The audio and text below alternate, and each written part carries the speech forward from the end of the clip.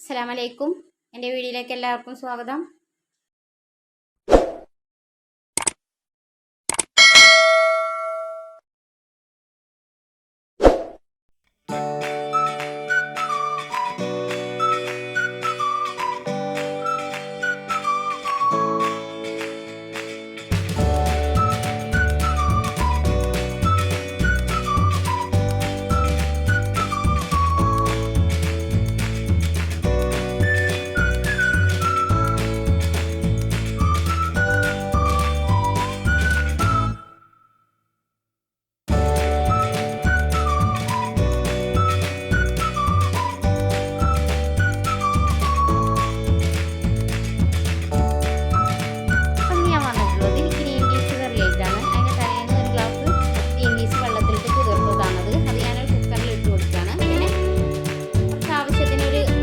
Glass വെള്ളം ഒഴിച്ചിട്ട്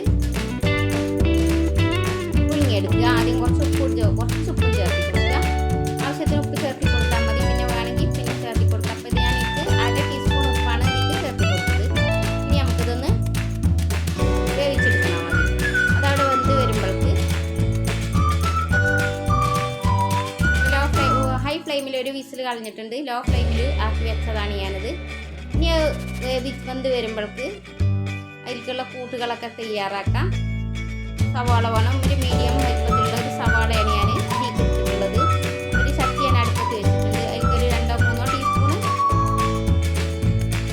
വെളിച്ചെണ്ണ ഒഴിച്ചു കൊടുക്കുക. ഒരു 3 ടീസ്പൂൺ വെളിച്ചെണ്ണ ഒഴിച്ചു കൊടുത്തിട്ടുണ്ട്. പിന്നെ അതിലേക്ക് സവാള നീളത്തിൽ കനമുക കുറച്ചരിഞ്ഞത് ഇട്ട് കൊടുക്കണം.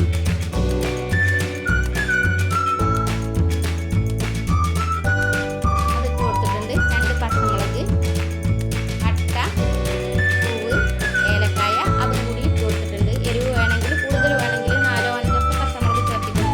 നല്ല ടേസ്റ്റാണ്.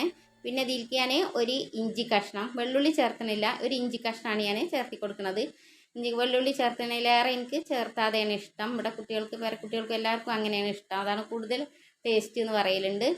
അപ്പം അവനവൻ്റെ ഇഷ്ടത്തിനനുസരിച്ച് ഉണ്ടാക്കിയെടുക്കുക. ഞാൻ കറിവേപ്പില ഇട്ട് കൊടുത്തിട്ടുണ്ട്. ഇനി അതൊന്ന് വഴന്ന് വരണം. ഉപ്പൊക്കെ ചേർത്തി കൊടുത്തിട്ടുണ്ട്. ഇനി ഒന്ന് അടച്ച് വെച്ച് വഴറ്റിയെടുക്കുക.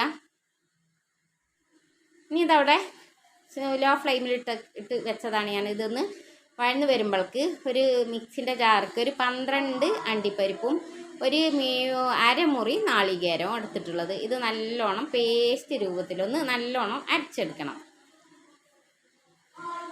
ഇതിക്ക് ഇത്തിരി വെള്ളം ഒഴിച്ചു കൊടുക്കുക. ആവശ്യത്തിനനുസരിച്ച് വെള്ളം ഒഴിച്ചു കൊടുക്കുക. അവനതിൻ്റെ മിക്സിയൊക്കെ എത്രത്തോളം ഉണ്ടോ അരയോ അങ്ങനെ അതിനനുസരിച്ച് വെള്ളം ഒഴിച്ചു കൊടുക്കുക. ഇത് ഞാൻ വേവിച്ച് വെച്ച ആ ഗ്രീൻ പീസാണ്. അപ്പം ഇനി ഇതിലേക്ക് ആ നാളികേരം ഒഴിച്ചു കൊടുക്കുക. ഗ്രീൻ പീസിൻ്റെ കറി ഒഴിച്ചു കൊടുക്കുക. പെട്ടെന്ന് തയ്യാറാക്കാം. നല്ല ടേസ്റ്റുമാണ് കഴിക്കാൻ. പിന്നെ ഞാൻ ഇതിലേക്ക് കുരുമുളക് 1 ടീസ്പൂൺ ഇട്ട് കൊടുക്കുന്നുണ്ട്. അത് ആദ്യം ഞാൻ ചേർത്താൻ മറന്നു പോയതാണ്. അപ്പോൾ ഇപ്പം ഞാൻ ചേർത്തി കൊടുത്തിട്ടൊന്ന് അതിൻ്റെ പച്ചച്ചവ മാറണ വരെ ഒന്ന് ഇളക്കി കൊടുക്കുക. പിന്നെ ഈ നാളികേരവും അണ്ടിപ്പരിപ്പും അരച്ചതാണ് ഞാൻ ഇതിലേക്ക് ഒഴിച്ചു കൊടുത്തത്. അതിനോട് കൂടി തന്നെ ആ ഗ്രീൻ പീസ് കറി ഗ്രീൻ പീസ് പുഴുങ്ങി വെച്ചത് ഞാൻ ഇതിലേക്ക് ചേർത്തി കൊടുക്കുകയാണ്.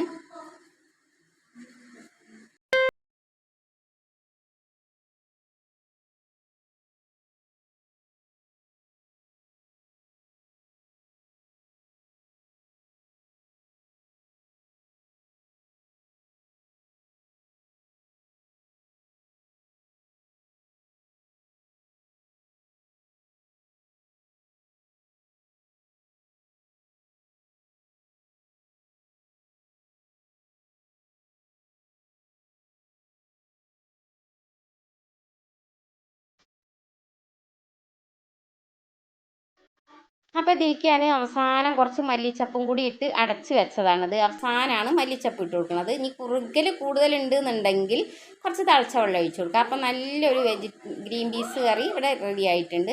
ഞാനിത് ഉണ്ടാക്കിയിട്ടുള്ളത് നൂലപ്പത്തിക്കാണ്. ഇനി ചപ്പാത്തി ആയാലും പൊറോട്ട ആയാലും ഒക്കെ കഴിക്കാൻ നല്ല ടേസ്റ്റാണ്. ഇനി സാധാ നമ്മളെ അപ്പത്തിൽക്കായാലും നല്ല ടേസ്റ്റുള്ളൊരു കറി തന്നെയാണ്. ഗ്രീൻ പീസ് കൊണ്ട് ഇങ്ങനെ ഉണ്ടാക്കിയാൽ പെട്ടെന്ന് തയ്യാറാക്കി എടുക്കുകയും ചെയ്യാം. അപ്പോൾ ഞാൻ നൂലപ്പം ഉണ്ടാക്കിയിട്ടിട്ടുണ്ട്. ഇടിയപ്പം എന്ന് പറയുന്ന ഇതാണ് ഞങ്ങൾ നൂലപ്പം എന്നാണ് പറയുക. അപ്പോൾ ഇനി ഇത് ഞാൻ ഇതിലേക്കൊന്ന് ഇട്ടിട്ട് കഴിച്ച് നോക്കട്ടെ എങ്ങനെയുണ്ട്. ഉപ്പും മുളക് കുറച്ചേ ഉണ്ടാവുള്ളൂ. ഏതായാലും 2 പച്ചമുളകല്ലേ ഞാൻ ഇട്ടിട്ടുള്ളൂ. ഇനി ഇതിലേക്കൊന്ന് കഴിച്ച് നോക്കട്ടെ. ഒഴിച്ചിട്ട് ഉപ്പൊക്കെ പാകമാണോ നോക്കട്ടെ. അല്ലെങ്കിൽ കുറച്ച് ഉപ്പ് കൂടിയും ചേർത്തി കൊടുക്കാം. അപ്പോൾ ഇതിലേക്ക് ഞാൻ ഒഴിച്ചു കൊടുത്തു. ഇനി ഒന്ന് കഴിച്ചു നോക്കട്ടെ. ടേസ്റ്റ് കുട്ടികൾക്കൊക്കെ കൊടുക്കുന്നതിൻ്റെ മുമ്പൊന്ന് കഴിച്ചു നോക്കിയിട്ടില്ലെങ്കിൽ ഉപ്പുണ്ടോ ഇല്ലേ എന്നൊന്നും അവർക്ക് അറിയില്ല, അത് പറയൂല. അപ്പോൾ നമ്മളതൊന്ന് ടേസ്റ്റ് നോക്കണം ആദ്യം. ഏകദേശം ഇതെന്താ നല്ല ടേസ്റ്റ് ഉണ്ട്, ഉപ്പൊക്കെ പാകമാണ്, ഉപ്പ് പാകമാണ്. അപ്പോൾ ഇനി ഞാൻ ഇതൊക്കെ ഒന്ന് കഴിക്കട്ടെ. വീഡിയോയുടെ അവസാനിപ്പിക്കുകയാണ്. വീഡിയോ എല്ലാവർക്കും ഇഷ്ടമാവുകയാണെങ്കിൽ സബ്സ്ക്രൈബ് ചെയ്യാനും സപ്പോർട്ട് ചെയ്യാനും മറക്കരുത്. മറ്റൊരു വീഡിയോ ആയിട്ട് വീണ്ടും കാണാം ഇൻഷാ അല്ലാ.